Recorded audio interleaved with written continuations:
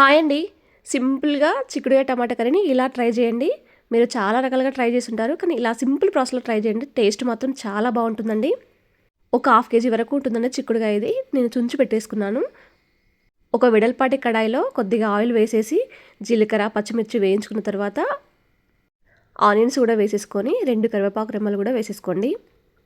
అల్లం వెల్లుల్లి పేస్టు, పసుపు కూడా పోపులోనే వేయించుకున్న తర్వాత మనం ఆల్రెడీ చుంచి పెట్టేసుకున్నాం కదా చిక్కుడుకాయ వక్కలనేది దీంట్లో వేసేసి ఉప్పు కూడా వేసేసుకొని ఒకసారి లైట్గా కలిపేసుకొని మూత పెట్టండి. ఒక 5 నిమిషాల తర్వాత మూత తీసి టమాటాలు కూడా వేసేసి ఒక 5 నిమిషాల తర్వాత మూత పెడితే మనకు టమాటా కూడా మెత్తగా ఉడికిపోతుందండి. దీంట్లోనే కారం, ఉప్పు, ధనియాల పొడి, జీలకర్ర పొడి వేసిన తర్వాత ఒకసారి లైట్గా కలిపేసుకొని మళ్ళీ ఒకసారి మూత పెట్టేసుకోండి.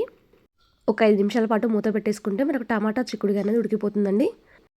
చివరిగా కొత్తిమీర వేసుకుంటే మనకు టమాటా చిక్కుడుకాయ కర్రీ తయారైపోతుంది.